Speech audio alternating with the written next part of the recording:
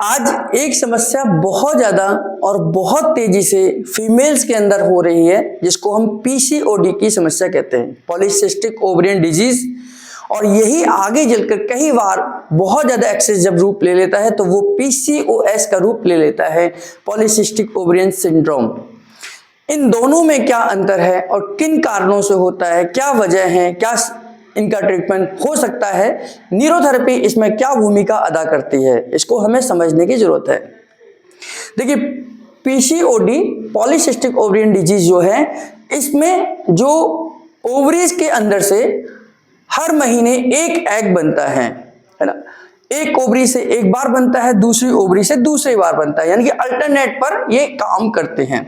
Polycystic ovarian disease में egg तो बनते हैं लेकिन इनमैच्योर बनते हैं। इनमैच्योर एग में ये एग इतने ज्यादा इनमैच्योर बनते हैं कि वो धीरे धीरे सिस्ट का रूप ले लेते हैं, यानी कि ये एग ही सिस्ट का रूप लेते हैं। इसमें बहुत सारे कारण हैं, इसमें बहुत सारे हार्मोन्स की भी गड़बड़ी हो सकती है। इसमें खास तौर से जो ज्यादातर देखा गया है, इसमें आपके ओवरीज के अंदर जो ओव्यूलेशन करने वाले हार्मोन्स हैं, जिसमें आपका एस्ट्रोजन है, प्रोजेस्टेरोन है, आपका प्रोलैक्टिन है, आपका एफएसएच है, एलएच है, इन हार्मोन्स के कभी ना कभी अप डाउन की वजह से ये ऐसी कंडीशंस में आ जाते हैं। और इस एरिया में यहाँ पर सर्कुलेशन की कमी तो होती ही होती है, साथ में यह हार्मोनल इनबैलेंस की वजह से इनमैच्योर जो एग बन रहे हैं वो वहां पर अपने सिस्टिक रूप में चले जाते हैं और ये धीरे धीरे इकट्ठे होने पर ये पॉलीसिस्ट ओवरियन डिजीज बन जाती है। पॉली का मतलब बहुत सारे हैं, ओवरी मतलब ओवरी है, और सिस्ट का मतलब ओवरी के अंदर है, यानी कि ओवरी के अंदर बहुत सारे छोटे छोटे छोटे छोटे छोटे पॉलीसिस्टिक ओवरियन डिजीज के रूप में आ जाते हैं। जबकि पीसीओएस में ये मेटाबॉलिक डिसऑर्डर है, इसमें एंड्रोजेंस की मात्रा बढ़ जाती है। एंड्रोजेंस यानी कि मेल हार्मोन्स की मात्रा फीमेल के अंदर बढ़ जाती है, और यहां पर होता है कि यहां पर एग फॉर्मेशन होना ही बंद हो जाता है। क्यों? क्योंकि जब फीमेल के अंदर मेल के हार्मोन्स डेवलप होंगे तो वहां पर एग फॉर्मेशन होना ही बंद हो जाता है, और यहां पर ये उससे भी ज्यादा खतरनाक कंडीशन में पहुंच जाती है। पॉलीसिस्टिक ओवरियन डिजीज में अगर हम देखें तो फीमेल प्रेगनेंसी कंसीव कर सकती है क्योंकि एग फॉर्मेशन है, लेकिन यहां पर तो एग फॉर्मेशन है ही नहीं, तो यहां पर प्रेगनेंसी कंसीव करने में बहुत दिक्कतें आती हैं। यहाँ कुछ टर्म एंड कंडीशन के साथ, कुछ ट्रीटमेंट्स के साथ पॉलीसिस्टिक ओवरियन डिजीज की बहुत सारी फीमेल जो इससे पीड़ित हैं वो कंसीव कर सकती हैं और करती हैं, लेकिन यहां पर कंसीव करने के कोई भी चांसेस यहां नहीं होंगे क्योंकि यहां एग फॉर्मेशन होना ही धीरे धीरे बंद हो जाता है।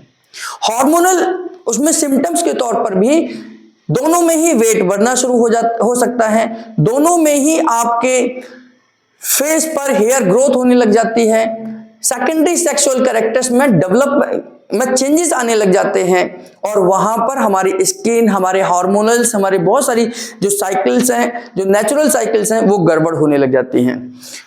जरूरत यह है कि हमें इस पार्ट पर, यानी कि हमारे इन दोनों ही चीजों में, तीन चीजों पर हमने काम करना है, डाइट, एक्सरसाइज और ट्रीटमेंट के पार्ट पर। जहां हम बात कर रहे हैं पीसीओएस जो कि मेटाबॉलिक डिसऑर्डर है, तो हमें यह ध्यान करना है कि मेटाबॉलिक डिसऑर्डर उन बीमारियों को कहते हैं जिनका डायरेक्ट और इनडायरेक्ट कनेक्शन आपके डाइजेस्टिव सिस्टम से है। क्यों? क्योंकि यहां पर आपके एंड्रोजेंस गड़बड़ हो गए हैं, मतलब आपके एंड्रोजेंस बढ़ गए हैं, यहां पर हार्मोन्स भी पूरे चेंज हो गए हैं, तो उसके लिए हमें फीमेल्स के अंदर हार्मोन्स के लेवल को ठीक करने हैं। यहां पर गड़बड़ नहीं हुए, यहां पर इनबैलेंस हो गए हैं, यानी कि अप या डाउन हो गए हैं, यहां पर ये पूरे ही चेंज हो गए हैं, तो दोनों में अलग अलग तरीके से ट्रीटमेंट की आवश्यकता है। न्यूरोथेरेपी में हम बेस को समझते हैं, कॉज को समझते हैं और इसका इलाज करते हैं। तो मेटाबॉलिक डिसऑर्डर्स में हम जब जाएंगे तो इसका इलाज कहीं ना कहीं स्टमक से, यानी कि आपके डाइजेस्टिव सिस्टम से निकल कर आएगा।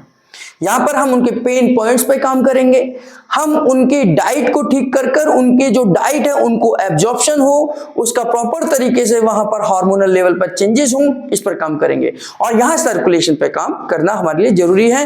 हमारा हार्मोनल सिस्टम, जिसमें हम कहते हैं कि हमारी पीनियल ग्लैंड हाइपोथैलेमस को स्टिमुलेट करती है, हाइपोथैलेमस हमारी पिट्यूटरी को स्टिमुलेट करती है, और पिट्यूटरी हमारी ओवरीज को स्टिमुलेट करती है। अगर हम इस कनेक्शन को ठीक कर दें या इस कनेक्शन में आने वाले रुकावटों को ठीक कर दें तो हम पीसीओडी को तो ठीक कर ही सकते हैं।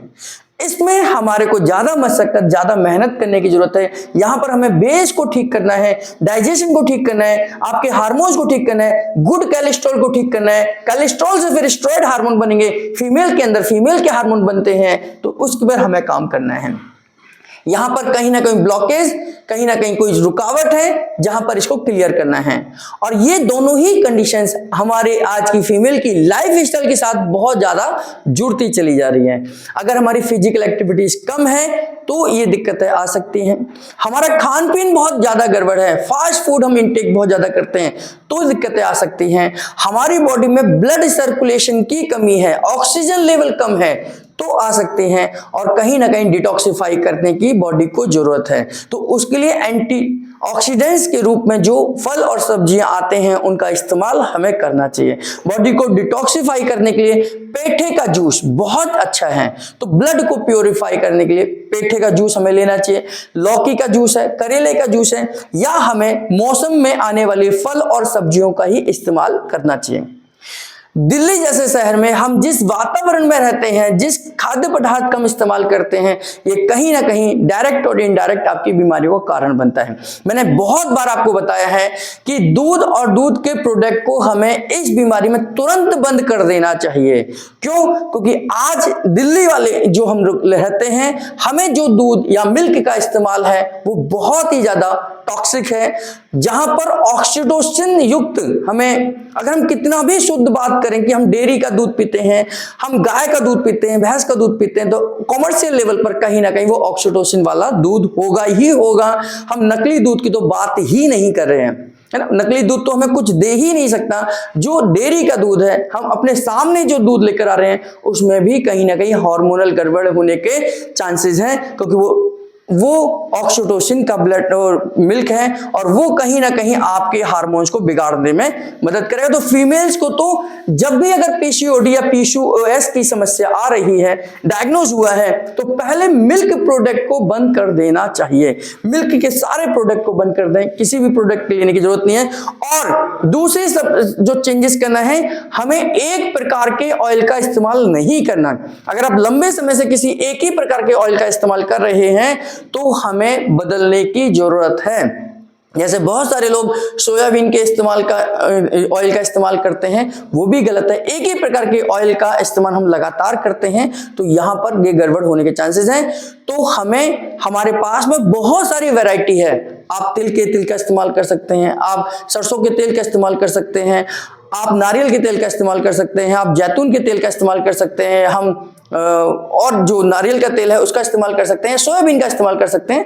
तो बदल बदल कर अगर हम तेल का इस्तेमाल करते हैं, ऑयल का इस्तेमाल अपनी रसोई में करते हैं, तो फिर इससे हम बच सकते हैं। क्योंकि एक ही प्रकार के अगर हम हैवी प्रोटीन्स का इस्तेमाल कर रहे हैं तो वो कहीं ना कहीं आपकी पीसीओडी या पीसीओएस का कारण बन सकता है। न्यूरोथेरेपी कैसे काम करेगी? तो न्यूरोथेरेपी इनके बेस पे काम करती है, इनके सिस्टम पे काम करती है। चूंकि ये हार्मोनल डिस्टरबेंस है और चूंकि ये आपका रॉ मटेरियल डिस्टरबेंस है, इन दोनों पर ही हम अलग अलग तरीके से काम करेंगे। न्यूरोथेरेपी में हार्मोनल लेवल पर काम कर सकते हैं, क्योंकि हम जानते हैं पीनियल को हम स्टिमुलेट कर सकते हैं।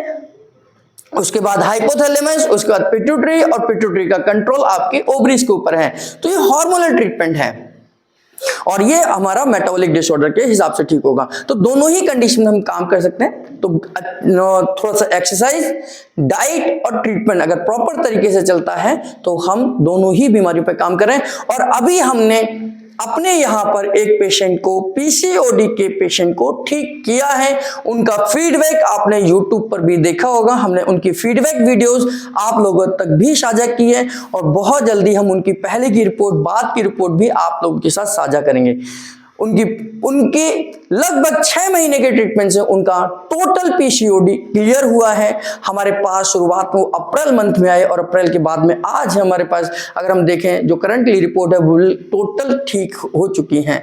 तो ऐसे कंडीशन में जब हम डाइट को, एक्सरसाइज को, ट्रीटमेंट को ठीक करते हैं तो पेशेंट पेशेंस के साथ अगर ट्रीटमेंट कराए, पेशेंट अगर धैर्य के साथ ट्रीटमेंट कराए, पेशेंट पॉजिटिव होकर विश्वास के साथ ट्रीटमेंट कराए तो 101% पीसीओडी और पीसीओएस ठीक हो सकता है। ऐसे हम बहुत सारे पेशेंट पर काम कर रहे हैं और देश भर में हर न्यूरोथेरेपी सेंटर पे कहीं ना कहीं ऐसे ट्रीटमेंट किए जा रहे हैं और रिजल्ट आ रहे हैं। तो पीसीओडी और पीसीओएस आज बहुत बड़ी समस्या के तौर पर फीमेल्स के लिए बहुत बड़ी कॉमन समस्या है, जिसका इलाज हम कर सकते हैं।